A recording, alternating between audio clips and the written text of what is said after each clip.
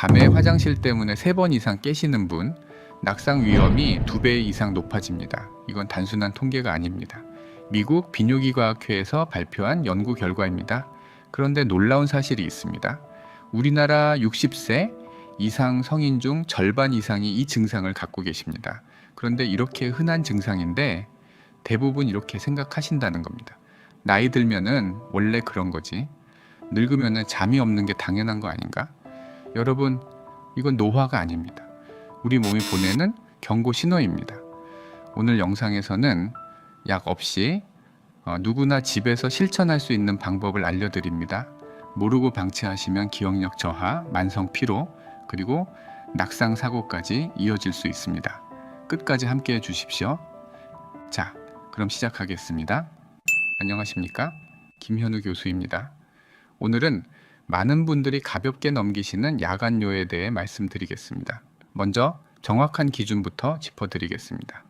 의학적으로 야간요란 잠든 후 소변 때문에 한 번 이상 깨는 상태를 말합니다. 한 번쯤은 괜찮다고 생각하실 수 있습니다. 하지만 횟수가 늘어날수록 몸에 미치는 영향은 급격히 커집니다. 특히 3번 이상이라면 이건 이미 심각한 단계입니다. 왜 그런지 설명드리겠습니다. 우리 몸은 잠을 잘 때 얕은 수면과 깊은 수면을 반복합니다. 이 중에서 깊은 수면 구간이 몸의 회복과 뇌의 정리를 담당하는 겁니다.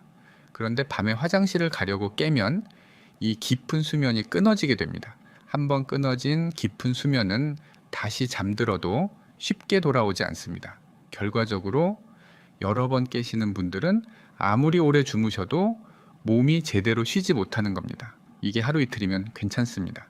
하지만 몇 달, 몇 년이 쌓이면 어떻게 될까요?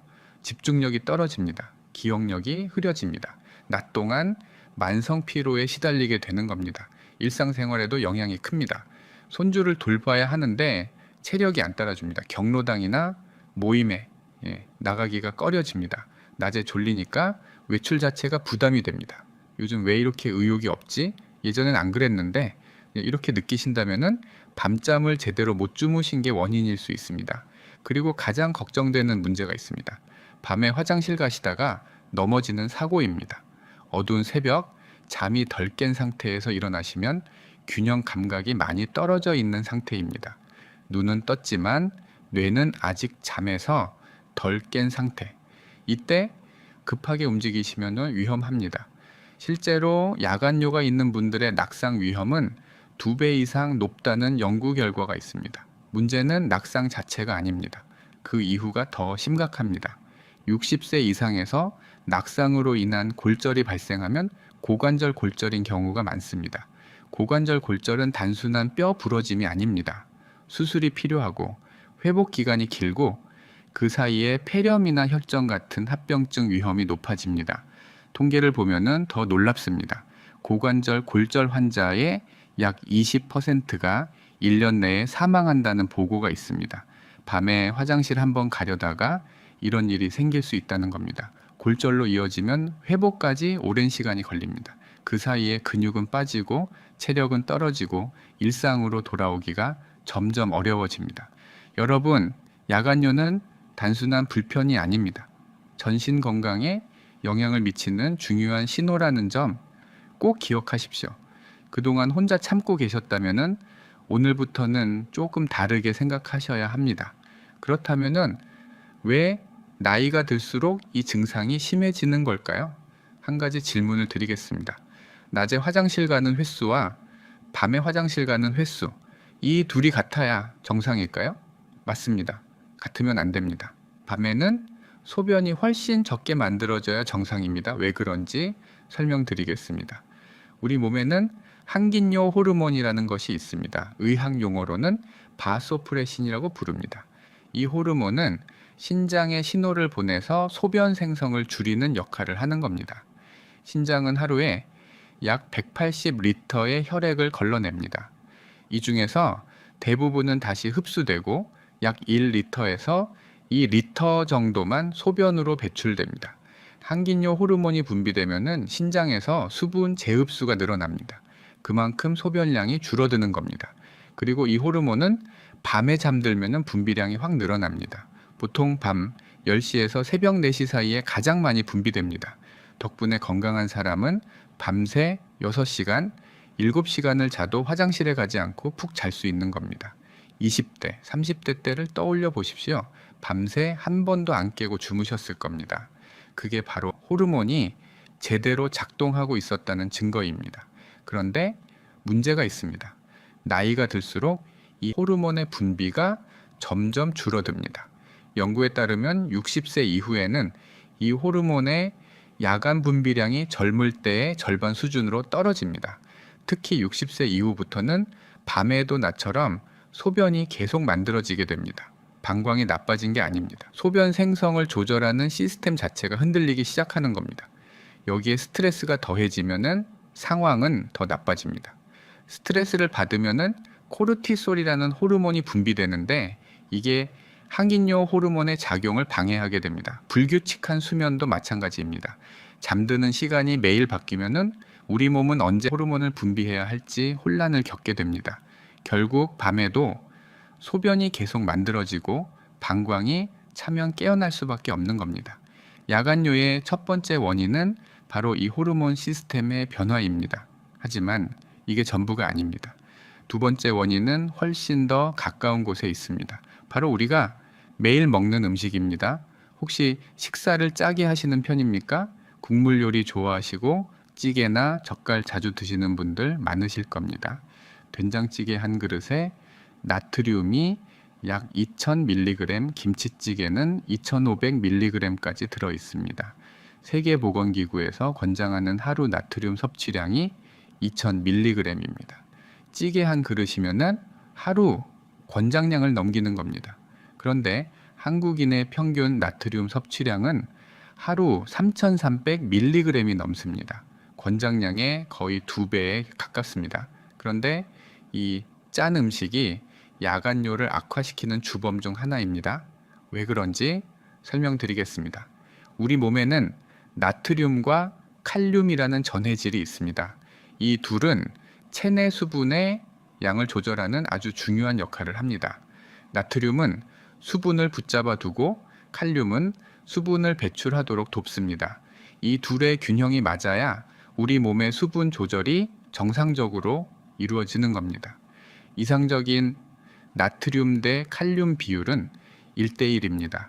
하지만 현대인의 식단은 어떻습니까? 나트륨은 넘쳐나고 칼륨은 부족한 경우가 대부분입니다. 칼륨이 풍부한 음식은 바나나, 시금치, 감자, 토마토 같은 것들입니다.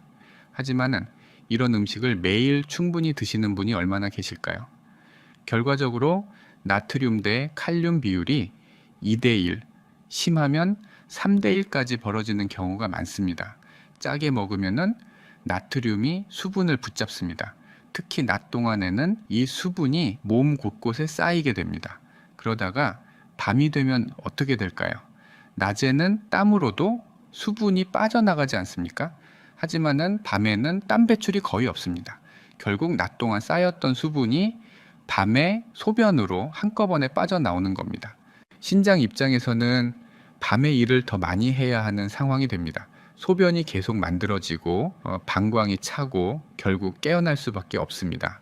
나트륨을 줄이고 칼륨을 늘리는 것, 이것만 신경 쓰셔도 야간뇨가 개선되는 경우가 많습니다. 그런데 원인이 여기서 끝이 아닙니다. 세 번째 원인은 바로 방광 근육입니다. 방광은 소변을 저장하는 주머니입니다. 이 주머니는 근육으로 이루어져 있습니다. 소변이 차면 방광 근육이 늘어나고 배출할 때는 수축해서 소변을 밀어냅니다. 정상적인 방광은 어느 정도 차야 신호를 보냅니다. 그런데 이 근육이 과민해지면 어떻게 될까요? 아직 소변이 조금밖에 안 찼는데도 뇌에 가득 찼다는 신호를 보내게 됩니다. 실제로는 100ml도 안 찼는데 화장실에 가고 싶은 느낌이 드는 겁니다. 이게 바로 과민성 방광입니다. 생각보다 흔한 증상입니다. 우리나라 성인의 약 12%가 과민성 방광을 갖고 있다는 조사 결과가 있습니다. 60세 이상으로 좁히면은 이 비율은 더 높아집니다. 왜 이렇게 되는 걸까요? 첫 번째는 스트레스입니다. 스트레스를 받으면은 교감신경이 활성화됩니다. 그러면은 방광 근육이 긴장 상태를 유지하게 됩니다. 교감신경은 우리 몸을 전투 모드로 만드는 신경입니다. 위험 상황에서 빨리 반응하도록 몸을 긴장시키는 거죠. 문제는 현대인들이 만성 스트레스 상태에 있다는 겁니다. 몸이 계속 긴장 상태를 유지하고 있는 겁니다. 두 번째는 카페인입니다. 커피, 녹차, 홍차 이런 음료에 들어있는 카페인은 방광을 자극하는 물질입니다. 카페인은 이뇨작용도 있지만 방광 근육을 직접 자극하기도 합니다. 특히 오후 늦게 드시면 밤까지 영향이 이어집니다. 카페인의 반감기는 약 5시간에서 6시간입니다.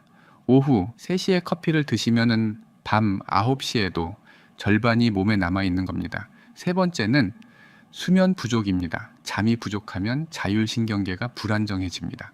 방광 근육의 조절 능력도 떨어지게 되는 겁니다. 수면 부족과 야간뇨는 악순환 관계입니다. 야간뇨 때문에 잠을 못 자고 잠을 못 자니까 방광이 더 예민해지고 더 예민해지니까 더 자주 깨는 겁니다. 그리고 한 가지 더 중요한 게 있습니다. 바로 마그네슘입니다. 마그네슘은 근육을 이완시키는 미네랄입니다. 이게 부족하면 근육이 제대로 풀어지지 않습니다.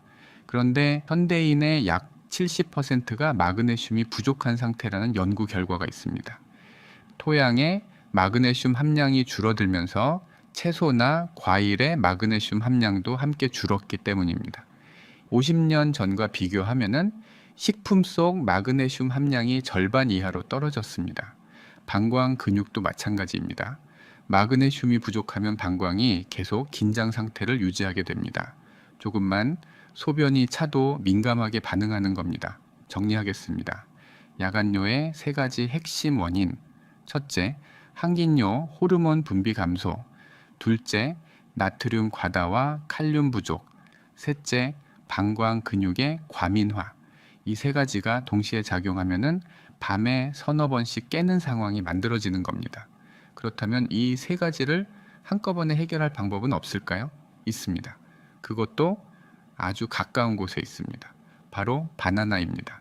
의외라고 생각하실 수 있습니다. 바나나 한 개에는 칼륨이 약 400mg 들어 있습니다. 나트륨을 배출하고 수분 균형을 잡는 데 핵심적인 역할을 하는 미네랄입니다. 그리고 마그네슘이 약 30mg 들어 있습니다. 방광 근육을 이완시키고 과민 반응을 줄여주는 성분입니다.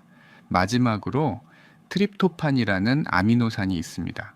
트립토판은 수면 호르몬인 멜라토닌의 원료가 됩니다. 그리고 멜라토닌이 분비될 때 항긴뇨 호르몬도 함께 활성화됩니다. 정리하면 이렇습니다. 칼륨은 나트륨 문제를 해결합니다. 마그네슘은 방광 과민 문제를 해결합니다. 트립토판은 호르몬 문제를 해결합니다. 바나나 하나에 3가지 해법이 다 들어있는 겁니다. 그렇다면 이 성분들이 실제로 몸에서 어떻게 작용하는지 조금 더 자세히 설명드리겠습니다. 먼저 칼륨입니다. 칼륨은 나트륨을 몸 밖으로 배출시키는 역할을 합니다. 낮 동안 짜게 먹어서 쌓인 나트륨, 이게 수분을 붙잡고 있다가 밤에 소변으로 한꺼번에 빠져나온다고 말씀드렸습니다. 칼륨이 충분하면은 이 나트륨이 낮 동안 미리 배출됩니다. 밤까지 수분이 쌓이지 않는 겁니다. 결과적으로 야간 소변량이 줄어들게 됩니다. 다음은 마그네슘입니다. 앞서 말씀드렸듯이 마그네슘은 근육 이완의 핵심적인 역할을 합니다. 방광도 근육으로 이루어져 있습니다. 마그네슘이 부족하면은 이 근육이 계속 긴장합니다. 마그네슘을 보충하면은 방광 근육이 부드럽게 이완됩니다. 소변이 어느 정도 찰 때까지 불필요한 신호를 보내지 않게 되는 겁니다. 마지막으로 트립토판입니다. 트립토판은 아미노산의 일종입니다. 이게 몸에 들어가면은 세로토닌으로 바뀝니다. 세로토닌은 기분을 안정시키는 호르몬입니다. 낮 동안 우리 뇌에서 활발하게 분비됩니다. 그런데 해가 지고 주변이 어두워지면 뇌의 송과체라는 부분이 이걸 감지합니다. 이제 밤이구나, 잘 준비를 해야겠다. 그러면은 세로토닌이 멜라토닌으로 전환되기 시작합니다. 이 과정이 원활하게 일어나려면은 원료인 트립토판이 충분해야 합니다. 트립토판이 부족하면은 세로토닌이 부족하고 세로토닌이 부족하면 멜라토닌도 부족해지는 겁니다. 멜라토닌은 수면 호르몬입니다. 잠을 깊게 자도록 도와주는 역할을 합니다. 그런데 중요한 게 있습니다. 멜라토닌이 분비될 때 항긴료 호르몬인 바소프레신도 함께 활성화됩니다. 이 둘은 같은 시간대에 함께 올라가는 호르몬입니다. 멜라토닌이 잘 나와야 바소프레신도 잘 나오는 겁니다. 그래서 저녁에 트립토판을 보충하면 수면의 질과 야간 소변량 두 가지를 동시에 잡을 수 있는 겁니다. 칼륨은 수분 균형을 잡아줍니다. 마그네슘은 방광을 안정시켜줍니다. 트립토판은 호르몬 분비를 도와줍니다. 이 세 가지가 함께 작용할 때 야간뇨 개선 효과가 나타나는 겁니다. 그런데 여기서 중요한 게 있습니다. 같은 바나나라도 언제 어떻게 먹느냐에 따라 효과가 완전히 달라질 수 있습니다. 먼저 시간입니다. 취침 2시간에서 3시간 전에 드시는 게 좋습니다. 왜 이 시간일까요? 트립토판이 세로토닌으로 바뀌고 세로토닌이 다시 멜라토닌으로 전환되는데 약 2시간 정도가 걸립니다. 너무 직전에 드시면 소화가 안 된 상태로 잠들게 됩니다. 소화기관이 일하느라 몸이 제대로 쉬지 못합니다.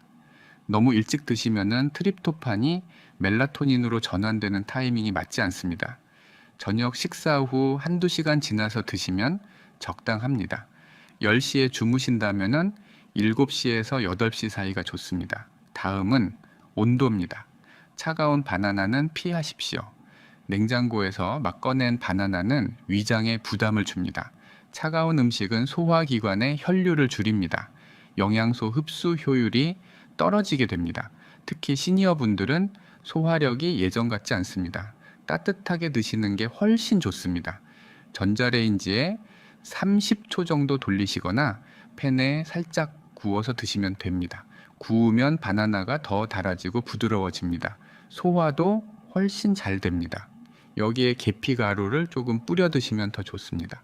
계피는 단순한 향신료가 아닙니다. 첫째, 천을 올려줍니다. 천이 오르면 혈액순환이 좋아지고 영양소 흡수도 잘 됩니다. 둘째, 혈당 안정에 도움이 됩니다.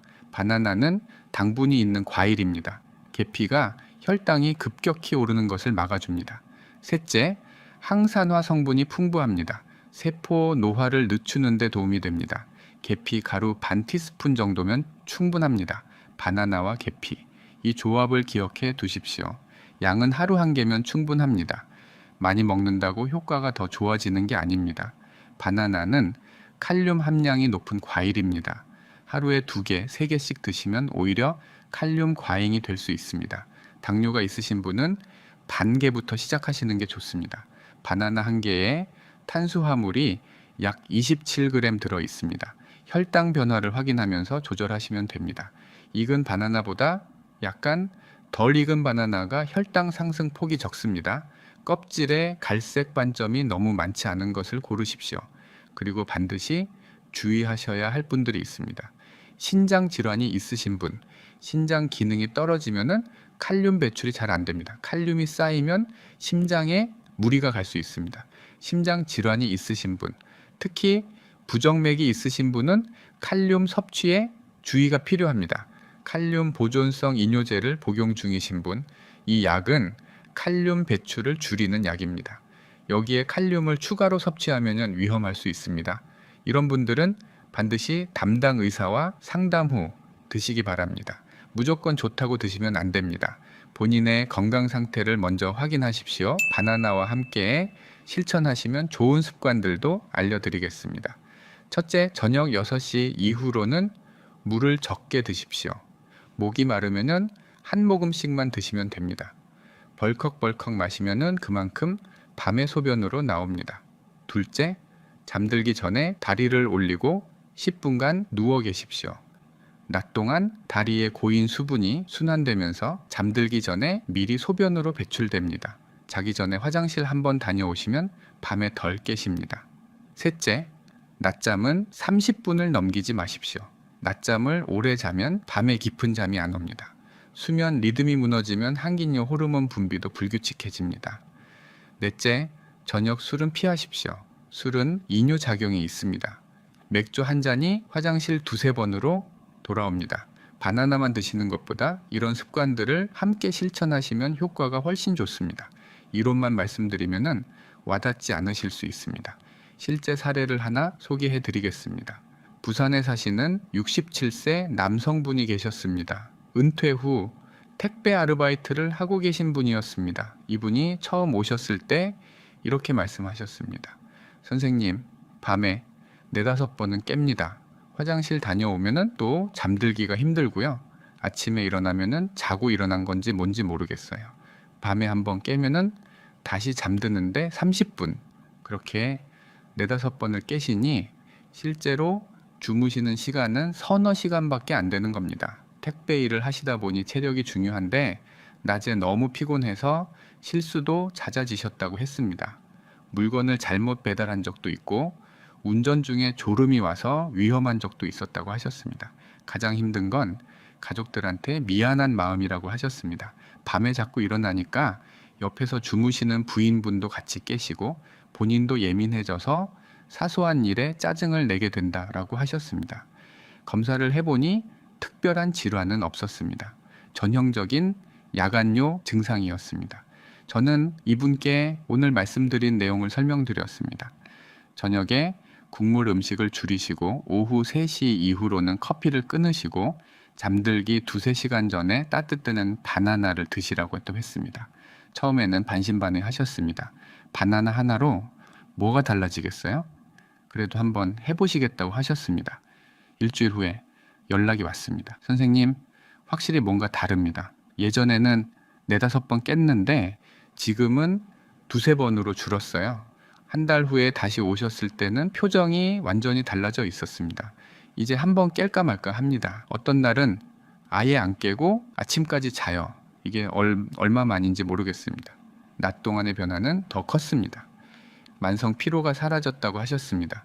운전할 때 졸음이 안 온다고 하셨습니다. 일하면서 실수가 확 줄었다고 하셨습니다. 그리고 예상 밖의 효과도 있었습니다. 부인분이 코골이가 줄었다고 하셨답니다. 깊은 잠을 자니까 코골이도 줄어든 겁니다. 또 하나, 밤에 다리에 쥐가 나는 증상도 줄었다고 하셨습니다. 마그네슘이 근육 이완을 도와주면서 생긴 효과입니다. 밤이 바뀌니까 낮이 바뀌고 낮이 바뀌니까 삶 전체가 바뀐 겁니다. 석 달 후에 다시 오셨을 때는 완전히 다른 사람 같았습니다. 얼굴색이 좋아지셨고 말투도 훨씬 밝아지셨습니다. 선생님, 요즘 부인이 저보고 젊어졌대요. 예전엔 맨날 피곤하다, 짜증난다 그랬거든요. 지금은 손주들이랑 놀아줄 힘도 생겼어요. 유분만의 이야기가 아닙니다. 72세 여성분 사례도 있습니다. 당뇨가 있으셔서 바나나를 반 개만 드셨습니다. 이분은 밤에 3번씩 깨셨는데 한 달 반 정도 지나니까 한 번으로 줄었다고 하셨습니다. 처음엔 반신반의 듣는데 진짜 되네요. 비슷한 경험을 하신 분들이 많습니다. 물론 바나나가 만병통치약은 아닙니다. 이건 단기 처방이 아니라 생활 습관 개선의 일부로 생각하셔야 합니다. 하루 이틀 드시고 효과가 없다고 포기하시면 안 됩니다. 최소 한 달은 꾸준히 실천해 보십시오. 우리 몸이 변화에 적응하는 데는 시간이 필요합니다. 호르몬 분비 패턴이 바뀌고 방광 근육이 안정되고 전해질 균형이 잡히려면은 시간이 걸리는 겁니다. 그리고 반드시 병원에 가셔야 하는 경우도 있습니다. 소변에 피가 섞여 나오는 경우, 소변 볼 때 통증이 있는 경우, 갑자기 증상이 심해진 경우, 당뇨나 심장질환, 신장질환이 있으신 경우, 이런 분들은 생활습관 개선만으로는 부족합니다. 반드시 전문의 진료를 받으셔야 합니다. 야간요 뒤에 다른 질환이 숨어 있을 수도 있습니다. 전립선 문제일 수도 있고 당뇨 초기 증상일 수도 있고 신부전의 신호일 수도 있습니다. 몸이 보내는 신호를 무시하지 마십시오. 하지만 특별한 질환이 없는데도 밤마다 깨서 힘드신 분들, 오늘 말씀드린 방법을 한번 시도해 보시기 바랍니다. 바나나 하나입니다. 저녁에 따뜻하게 데워서 계피 가루 조금 뿌려서 천천히 드셔보십시오. 건강은 거창한 것이 아닙니다. 작은 실천이 쌓여서 만들어지는 겁니다. 오늘 하루, 내일 하루 그렇게 쌓이면은 한 달이 됩니다. 한 달이 쌓이면 습관이 됩니다. 오늘 밤부터 시작해 보십시오. 한 달 후 달라진 아침을 맞이하실 수 있습니다. 푹 자고 일어난 아침이 어떤 건지 다시 느끼실 수 있습니다. 오늘 영상이 도움이 되셨다면 댓글에 일 하나를 남겨주세요. 좋아요와 구독, 같은 고민을 가지신 분들께 공유도 꼭 해주십시오. 앞으로도 더 좋은 콘텐츠를 만드는데 큰 힘이 됩니다. 끝까지 시청해 주셔서 감사합니다. 건강하십시오.